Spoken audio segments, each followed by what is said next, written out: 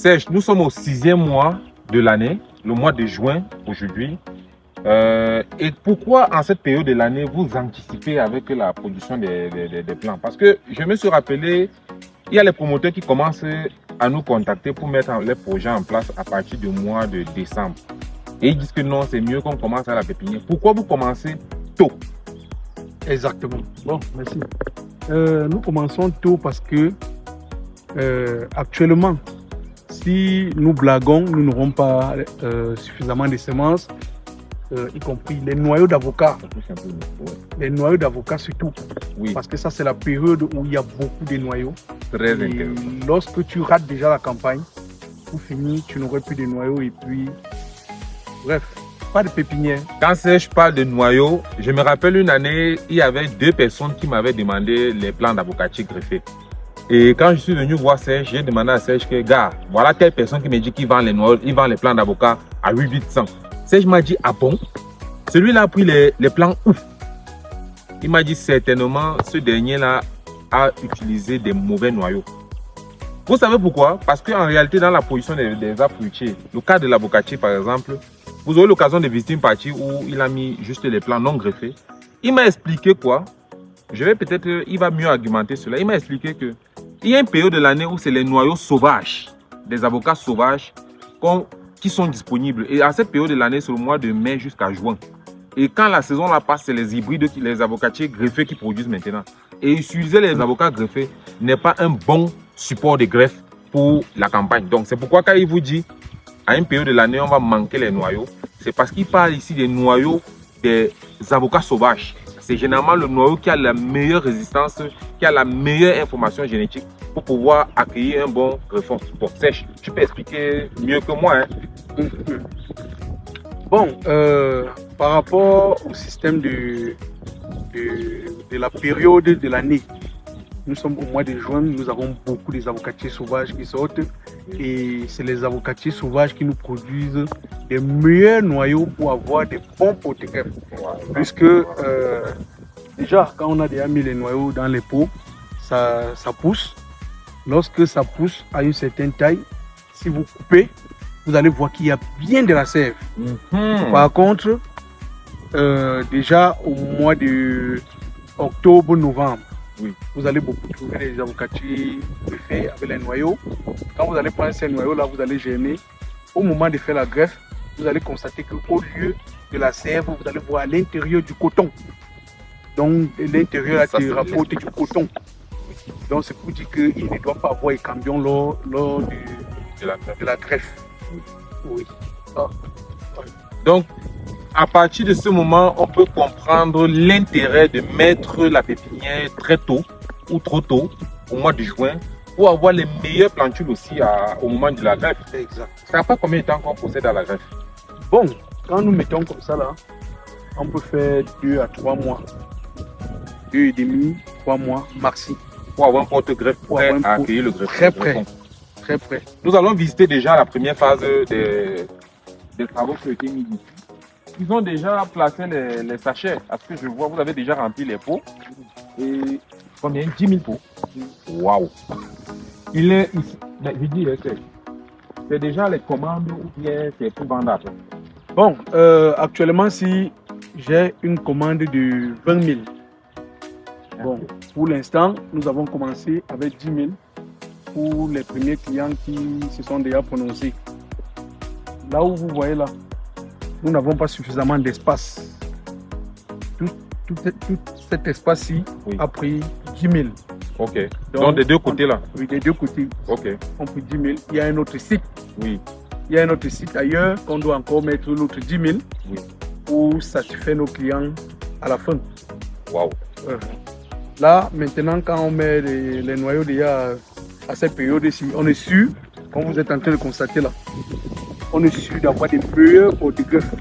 Mais d'où viennent les pots? D'où viennent autant de noyaux comme ça? Bon, autant de noyaux comme ça là, nous avons beaucoup plus étudié aussi les différents villages. Okay. On a trouvé que dans le Bamboutos, oui, à Bouddha, oui, on a des très très meilleurs noyaux sollicités parce qu'on sait que là-bas, il est bien vrai, il y a les noyaux des avocatiers greffés, Oui. mais à cette période-ci, Oui. ce n'est que les sauvages qui sortent. Ok. Donc on est sûr d'avoir les noyaux qu'on a besoin. D'accord. Mais Serge, il y a une question que les abonnés nous posent presque tout le temps. À quelle période de l'année il est bon de mettre un plant au sol? Il est bon de planter les avocats? Bon, très bonne question. Parce que vous savez aussi que le climat au Cameroun a beaucoup changé. Bah, c'est partout, hein. Avant, on se rendait compte que les pluies rentraient vers le 15 mars Ok. et repartaient en octobre. Oui. Oui, octobre. Oui. Pour la zone du sud Cameroun, à la Exactement. différence du nord où il y a une pluviométrie monomodale. Ils ont un système monomodal. Bon, actuellement, si nous pouvons conseiller nos clients Oui. de se préparer à partir du mois de décembre, Oui. juste Je vais t'aider. à partir du mois de décembre jusqu'à le mois de avril. Oui. Donc, au plus tard, début mai, Oui. que tout est planté. Super. Oui, oui. Là, donc, vous bénéficiez des deux saisons, la petite saison pluvieuse et la grande saison pluvieuse de juillet, août. Exactement. Ok. Exactement. Vous avez compris, non? Ça part au trop tard, au mois de mai, il faut déjà planter vos vergers. Mais oui, dans des années passées, oui, on avait constaté que les vergers ont été mis au sol au mois de mars, sans déborder. Oui. Là, on n'avait plus trop de problèmes d'irrigation et ainsi de suite. Bon, présentement, si vous voyez que le climat a changé, oui, donc en mai, si ça fait un peu un jar, il faut arroser.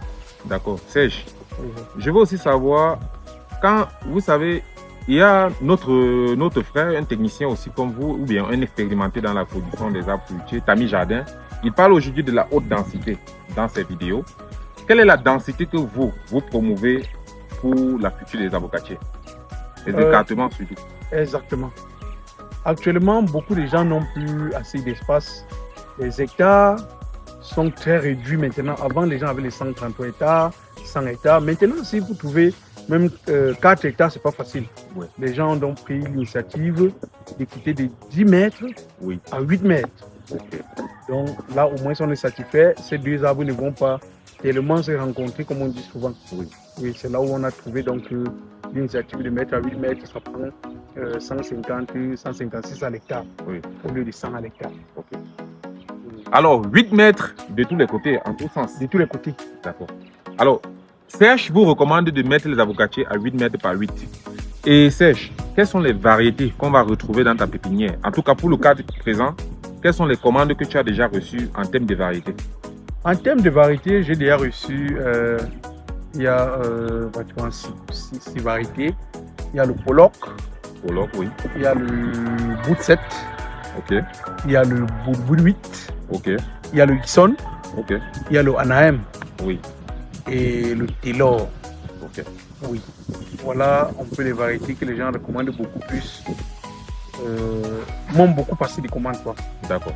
Bout 7, Anaheim, Taylor.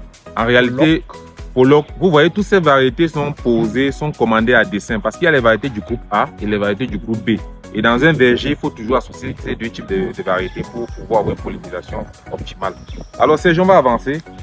Et dans cette pépinière, quel est le procédé généralement que vous utilisez pour mettre les noyaux? Parce que je vois les sacs de noyaux là-bas, je vois d'autres qui sont versés au sol là-bas, je vois les sachets vides, je vois... Comment est-ce qu'on procède pour mettre une pépinière en place? Bon, pour mettre une pépinière en place, c'est facile. Il faut d'abord arranger le site. Après avoir arrangé le site, maintenant, on charge les sachets.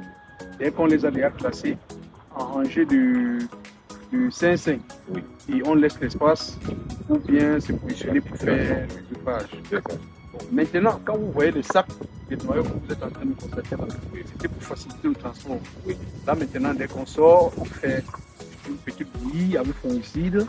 On trempe là-dedans et puis on essaie de bien... On laisse 5 à 10 minutes. Oui. Comme ça, là, le noyau absorbe bien le fongicide afin que on le mette dans les plastiques. Okay. Aussi facilement expliqué, ça est facile à appliquer, mais combien de temps ça peut prendre pour de la pépinière jusqu'à la vente? Bon, généralement, nous savons que c'est 1 an. Généralement, nous savons que c'est 1 an. On a 1 an de souffrance avant que l'année prochaine, on puisse vendre. Vous avez compris pourquoi j'ai dit qu'on ne coupe pas, non? Un an, là, un gars qui fait le concombre 45 jours a déjà récolté. Celui qui fait la tomate a déjà récolté 2 fois ou 3 fois. Celui qui fait la pastèque, mais lui, il a plus risqué que vous.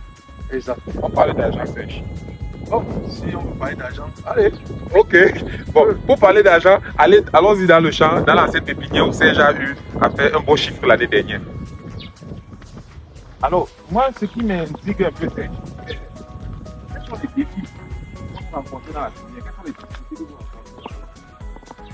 Bon, les difficultés que nous rencontrons dans les pépinières, elle est très simple, mais on est quand même. Par exemple, vous voyez un peu comme, regardez les noyaux au sol, ça c'est les semences. Oui. Oui. Combien peut coûter un sac comme ça en semences de noyaux? Bon, en semences de noyaux, actuellement, si le sac coûte 15 000. Ok. Donc, avec 150 000, tu as 10 sacs. Avec 150 000. De noyaux pour 10 000 plants. 10 000 plants. Serge, allons parler argent. C'est la partie que les gens aiment. Ils se demandent toujours, est-ce que même l'activité de pépiniériste peut faire du Alors, ça, je rappelle que c'est ici que Serge nous a satisfait l'année dernière. Dans cet espace, tu avais produit combien ici, Serge? C'est là, on a produit 10 000. 10 000. Voilà. Lui, il n'est pas. Il a l'impression que tu es toujours dans les 10 000, 10 000. Il y a beaucoup de comptes. Tu es très sollicité, Serge. Je me rappelle une année, il y a un gars qui m'a appelé, venu vider sa pépinière. Il avait fait 3 000, il n'a pas pu tout vendre. Hein, Serge? Il dit, tu es sollicité et quand tu lances toujours 10 000, 10 000, c'est des chiffres qui impressionnent quand on sait qu'un hectare ne prend pas plus de 200 pieds à l'hectare. Voilà. Comment quelqu'un peut commander 10 000 avocatiers, gars? Bon, vous savez qu'il y a les gens, il y a beaucoup de papas actuellement qui veulent encourager beaucoup de jeunes dans leur village. Oui. Nous avons vu beaucoup de parents qui sont venus commander même plus de 10 000. Oui. Dès que le camion porte s'arrive au village, Oui, oui. tu vois, on doit partager Ok. aux villageois au moins 500 pieds. Chacun met dans son champ. Et lorsque chacun met dans son champ, il trouve son compte. Maintenant, il revient commander les 100, 200. Quand tu regardes toute une liste, après tu te retrouves dans 15 000. Je vous ai parlé de la révolution des arbres fruitiers. Exactement. Vous voyez, tout le monde, les villages ici à l'ouest sont en train de bouger au rythme des avocats. Oui. Alors Serge, qu'est-ce que tu peux nous dire concernant ces plans? Bon, vous regardez, par exemple, ça c'est un plan de bout de 7, tel que vous voyez là. Ça, nous avons greffé au mois de novembre. Oui. Elles n'ont pas tous pris. Ça, c'est maintenant les remplacements, je peux les retouches qu'on a refait au mois de février. Voilà ça, là, il y a une bonne taille, donc prêt d'y aller au champ pour ceux qui en ont besoin. Ok. Ici, tu avais greffé, je vois encore il y a beaucoup de plans, de porte-greffes qui restent là parce que je peux déjà dire aux gens que c'est les porte-greffes, par expérience. Mais pourquoi il n'y avait pas eu une meilleure réussite de greffage ici ou comment? Bon, ici là, nous avons eu, la réussite que nous avons eue, c'était presque à 75%. Ok. Nous avons arrêté parce que nous avons aussi eu des commandes, des porte-greffes. S'il fallait tous les greffer, on ne devrait pas servir d'autres gens. Donc c'est la raison pour laquelle dès qu'on a eu les 75, on a arrêté. Tel que vous êtes en train de voir là, il y a des gens qui sont déjà en train de faire la tourisme. Ils vont venir porter tout ça pour aller mettre en champ et après l'année prochaine, au retour de pluie, on doit les greffer. Très bien. Il y a aussi une information que Serge donne à travers ce message, c'est qu'il y a certaines personnes qui ne plantent pas les avocatiers déjà greffés. Donc ils prennent les porte-greffes comme ça, ils mettent au champ. C'est l'année d'après qu'ils viennent greffer sur pied. Et quand on vient greffer sur pied comme ça, est-ce que c'est plus rentable cette technique? Qu'est-ce que les gens évitent lorsqu'ils font ça? Bon, beaucoup de gens n'ont pas assez de moyens pour prendre les plants greffés. Les plants greffés coûtent 1500.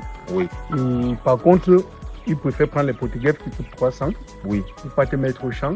Et après, nous venons sur place greffer le plan à 500 francs. Ok. Greffons plus tout le matériel. Ok. Là, maintenant, lui se retrouve avec les dépenses. Il a dépensé 800 francs. Ah, donc parce qu'il prend un porte-greffe comme ça chez toi, combien? Il prend le porte-greffe à 300. Il prend le porte-greffe à 300 francs seulement. 300 francs seulement. Il greffe maintenant à 500 francs un an après. Un an après. Donc le plan lui revient à 8. Et il est sûr que le plan qui greffe là, c'est un plan qui a déjà pris. Exactement. Même si tu greffes, ça échoue. Oui. On regreffe encore parce que le porte-greffe ne meurt pas. On peut autant de fois. Oui. Or, en pépinière, dès que ça rate déjà la période, c'était bon. Alors, ça m'amène directement à te poser la question. Entre un plan greffé et un plan non greffé, qu'est-ce qui est mieux pour un agriculteur? Bon, pour un agriculteur qui connaît les dimensions des coûts et comment entretenir les plants greffés. Parce qu'il gagne en temps. Je rappelle que Serge m'a vendu les plans l'année dernière, il m'a livré en tout cas, c'était dans le cadre d'un projet. Il nous a livré les plans l'année dernière et l'année d'après, il y a certaines qui étaient déjà en position. Donc 2 ans après, 1 an après, certains ont commencé directement à fleurir. Donc la deuxième année, on a commencé les récoltes. Mais en majorité, un plan greffé fait combien d'années avant de commencer à produire? Généralement, nous donnons 3 ans au client qui doit respecter toutes les modalités, que ce soit traitement, entretien, éviter le feu. Nous donnons 3 ans. Oui, 3 ans maximum. Donc, et après 3 ans, tu as 50 ans, 60 ans, 70 ans de production. Et tes enfants vont aussi, ta énième génération ou bien ta 7e génération va même penser à vouloir aussi, va en bénéficier. Donc, créer un verger, c'est un avantage pour tout le monde. Vous pouvez contacter Serge pour besoin, pour commander aussi vous aussi. Vous pouvez contacter Serge pour un accompagnement dans la mise en place de vos vergers. Vous pouvez contacter Serge pour des conseils dans votre projet ou dans l'initiative. Si vous, comme moi, êtes intéressé par la production des arbres fruitiers, pensez-y, contactez Serge et il pourra mieux échanger avec vous sur d'autres questions qu'on n'a pas pu traiter dans cette courte ou longue vidéo. Et je m'en vais ici demander à Serge de donner ses numéros. Bon, ici j'ai le numéro MTN et oui. Orange. Ok, on commence par MTN. C'est le 674. Ok. 33. Ok. 66. Ok. 64. Ok. Là maintenant c'est le numéro Orange. Le 656. Oui. 78. Oui. 94. Oui. 78. Ok. Et les 2 numéros en WhatsApp? Les 2 numéros en WhatsApp disponibles 24 sur 24. En confiance. Serge ne dort pas. Écrivez à 1 heure, 2 heures, 3 heures, 4 heures, 5 heures. Le gars est toujours connecté. Alors, merci Serge. C'était un plaisir de partager, d'échanger avec toi et de te recommander. Parce que pour moi, aujourd'hui, passer sur cette chaîne, je ne vais pas te dire que c'est un honneur, mais c'est un honneur plutôt pour moi de te présenter sur cette chaîne. Il y a des personnes comme toi qui bossent vraiment dans l'ombre et qui font un travail exceptionnel. Donc, merci d'avoir accepté cette invitation. Merci à vous aussi. Et j'espère que derrière, tu vas faire de bonnes affaires. Exactement. Exactement, une très bonne affaire. Ok. Bon, à bientôt, Serge. Merci.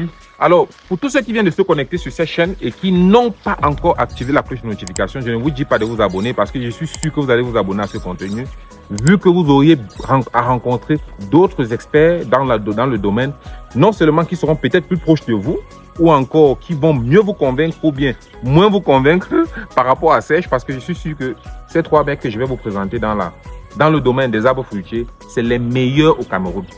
J'en fais pas partie, je ne suis pas pépiniériste, mais je peux produire avec l'accompagnement de ces gars. Rassurez-vous également que si vous venez de nous rejoindre, vous pouvez nous suivre à travers nos différents réseaux sociaux, Facebook, TikTok, Instagram et YouTube, où vous êtes en train de regarder cette vidéo-ci. Et vous pouvez aussi nous contacter au 671 81 78 57 si vous avez une idée de projet, parce que Agri Dario, par son gérant principal ou bien par son directeur général que je suis, vous accompagne dans la création de vos exploitations agricoles et le suivi. À très bientôt. La dernière question que je vais poser à Serge avant de partir, j'oubliais, avant de partir, Serge, où vont tous ces avocats? Bon, je ne sais pas si vous êtes en train de demander plutôt la pépinière ou bien les avocats. Le Cameroun produit autant d'avocats comme ça va où? Nous consommons d'abord au pays. Oui. D'autres gens font la production d'huile. Oui. Pendant que d'autres sortent à l'extérieur du pays. Comme le Gabon, le Congo, la Guinée. Voilà. Consomme l'avocat du Cameroun. Il y a une opportunité. La question a été posée consciemment parce que les gens vont se demander, on vend les avocats où? On produit pour vendre où? C'est que je vois souvent pourri dans les marchés ici. Non, les avocats du Cameroun sont sollicités partout dans la sous-région. Au Gabon, vous allez retrouver les avocats du Cameroun. En Guinée, vous allez retrouver. En Centrafrique, vous allez retrouver. Même Ghana.